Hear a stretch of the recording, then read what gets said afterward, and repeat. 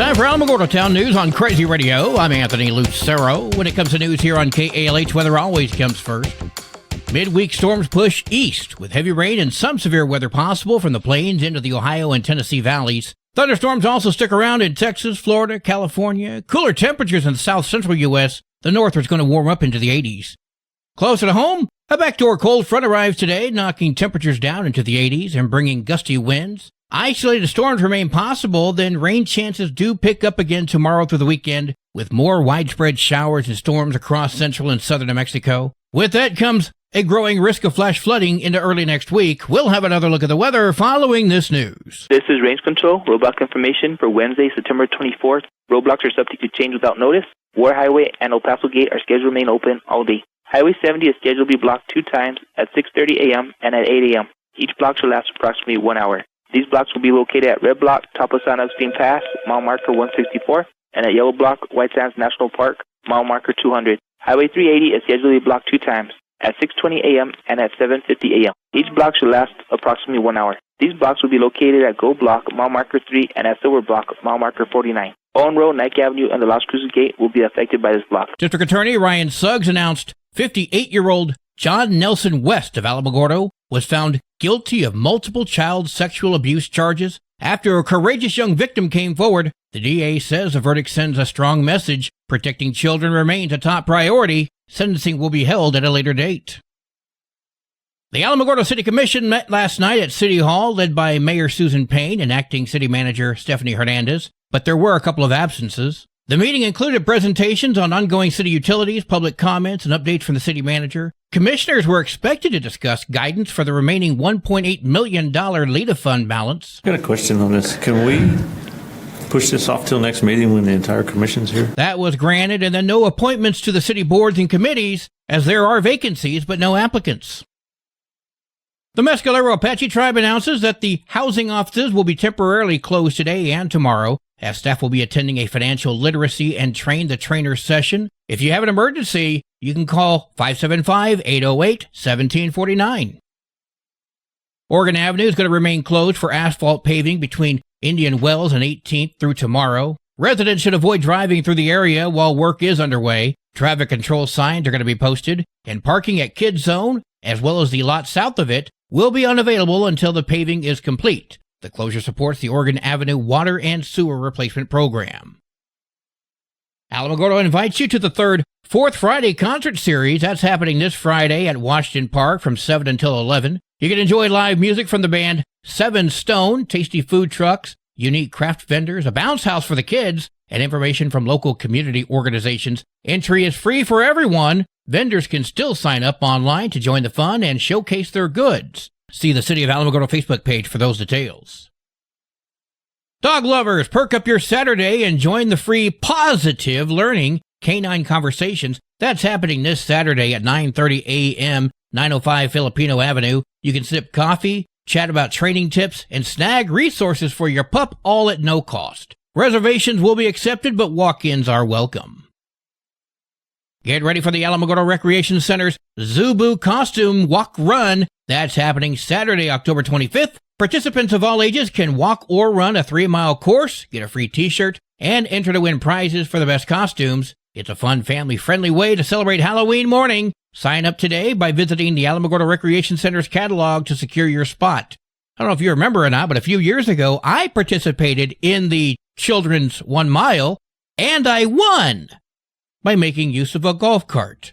The 3 kids that were declared winners of that race smacked me in the face with pies. Protect your mail. There are some reports that mail thieves are in the area, so pick up letters and packages quickly. Don't leave them out overnight. Mail your outgoing items close to pickup time or at the post office. If something is late, contact the sender immediately. Never send cash, and always arrange a safe pickup if you can't be home. Keep your mail safe and keep the thieves empty-handed. The Alamogordo Kiwanis Club is honoring September's most improved students, chosen by school faculty for better grades, stronger behavior, and a commitment to school. Holloman Middle School congratulates Shyla Lewis, Javier Walker, and Isaac Nez. Mountain View Middle School recognizes Leticia Torres, Soraya Paxton, and Isaiah Higano. And Chaparral Middle School, they point out Montana Signs, Elijah Lamb, and Armando Alonso. This is a reminder that hard work and personal responsibility pay off. Well, today is Wednesday. Time to check out what's happening at the Laluz Ag Market this weekend. Hey, y'all. It's Olivia, back to tell you about the Laluz Agricultural Market.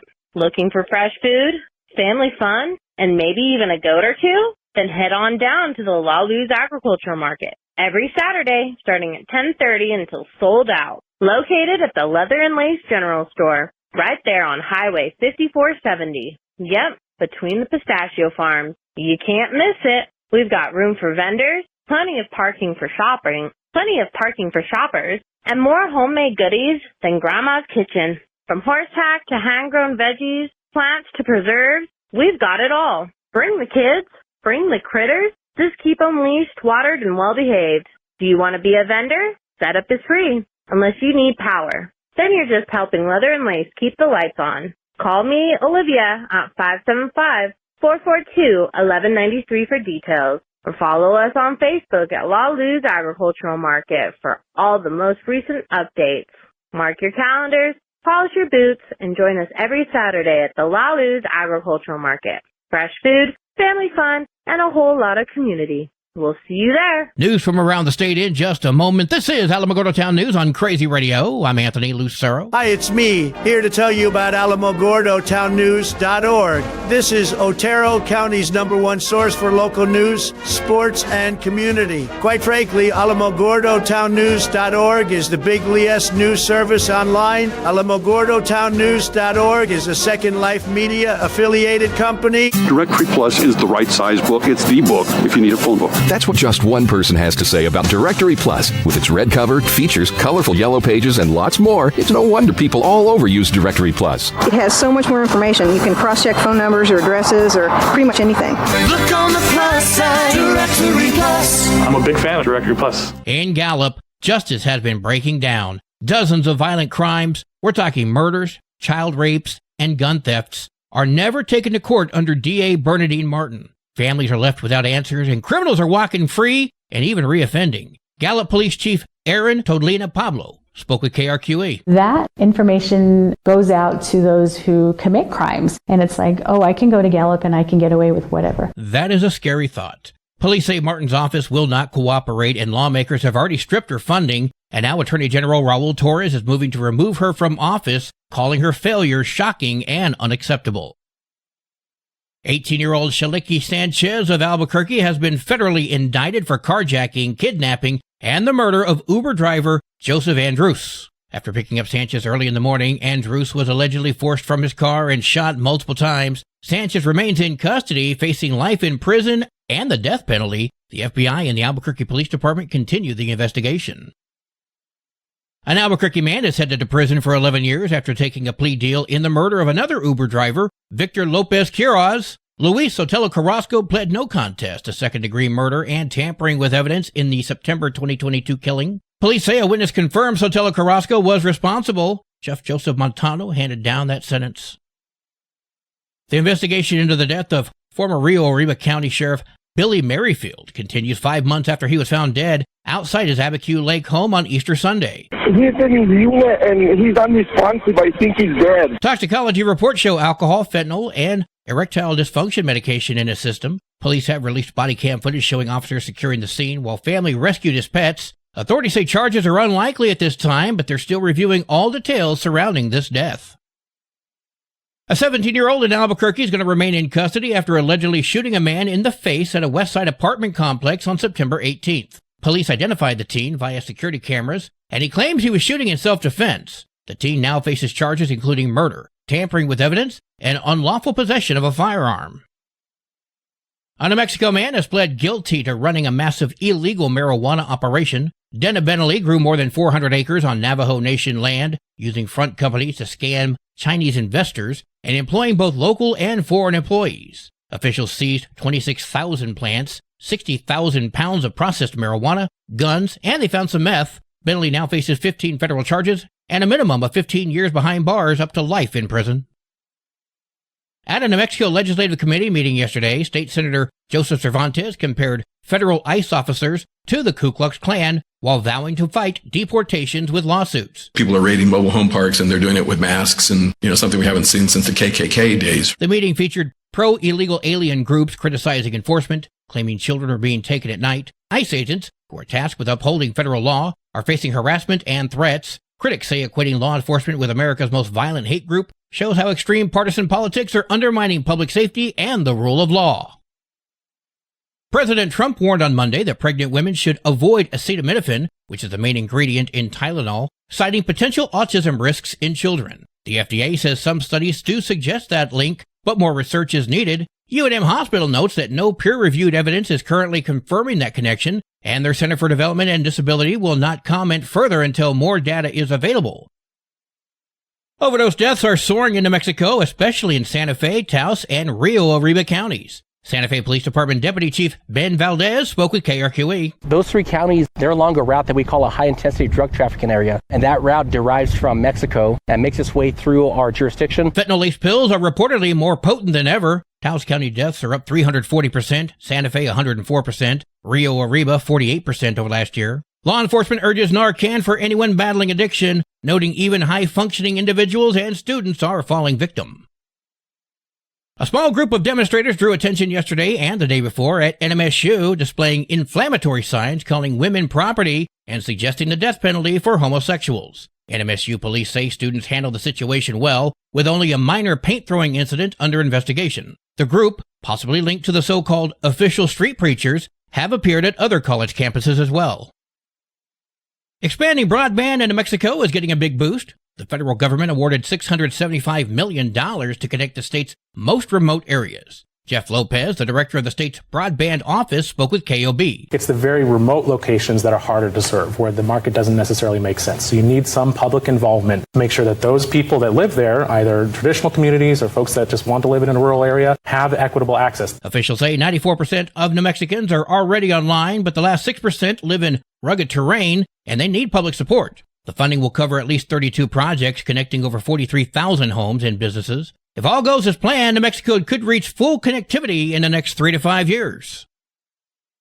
Taylor Rowland of Valencia County has been crowned the 2026 New Mexico State Fair Queen. A student at NMSU studying animal science, Rowland excelled in horsemanship, interviews, and academics to earn that title. She spoke with KRQE. Agriculture is everywhere, and it is for everyone. So I really want to spotlight different agriculture things that we use in our everyday lives, whether, yes, the food on our table, but also the carpet under our feet or the roof over our head. So I really just want to spotlight how agriculture is literally everywhere. Rowland will now represent the state at fairs and events across New Mexico, proudly carrying on a family tradition.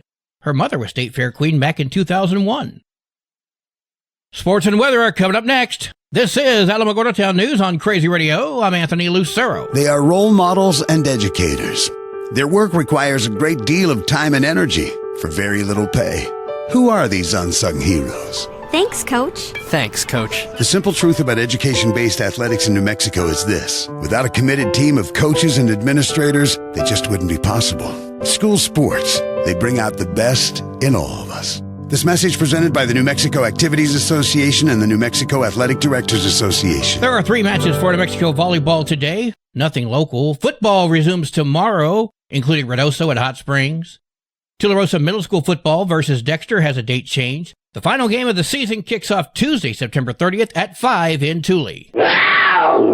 Your Crazy Radio spot-on weather forecast for the Tularosa Basin today calls for sunny skies with a 20% chance of showers and storms. Partly cloudy tonight with a 20% chance of showers and storms. Sunny tomorrow with a 20% chance of showers and storms. Your high today in the basin, 82. Low tonight of 60. High tomorrow, 83 degrees.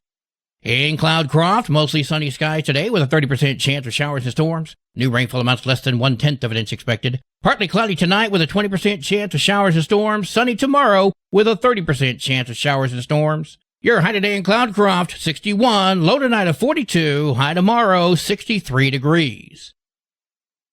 Local breaking news can be found on our website, alamogordotownnews.org, and you can learn more about Crazy Radio by visiting kalhradio.org. Also, check out the Crazy KALH Radio YouTube channel, because that's where we're going to post our daily newscasts, complete interviews, and other information which concerns everyone in the Tularosa Basin. Be sure to give this video a like and subscribe to our channel if you've not done so already. That way you too can remain informed of the goings-on in the Tularosa Basin. And that concludes this Wednesday edition of Alamogordo Town News on Crazy Radio.